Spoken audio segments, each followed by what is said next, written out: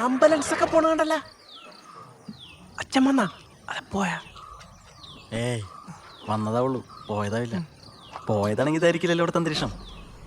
നീ അവനൊന്ന് ശ്രദ്ധിച്ചു നോക്കി, മൊത്തത്തിലാകെ ഒരു മാന്യത. അത് വീട്ടുകാരെ കുപ്പിലാക്കിട്ടേ നാട് വിടാനുള്ള പരിപാടി ആയിരിക്കുള്ളൂ. 10-ാം തീയതി വഴുതക്കാട്ട ടീമായിട്ട് മാച്ച് വെച്ചിട്ടുണ്ട്. നിനക്ക് വരാൻ പറ്റുമോ? എടാ ആളില്ലടാ, നീ വെറുതെ ജയിച്ചിട്ട് വന്നാ മതി. എടാ ഗോളൊന്നും അടിക്കണ്ടാന്ന്. അവൻ ജന്മം പോയ വായ തുറക്കണ്ടോ നോക്കിയേ.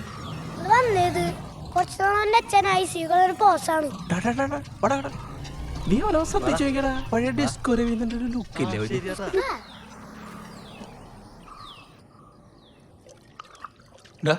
ശശി, നീ അവരെ അകത്തേക്ക് വിളിച്ചുകൊണ്ട് വന്നേ.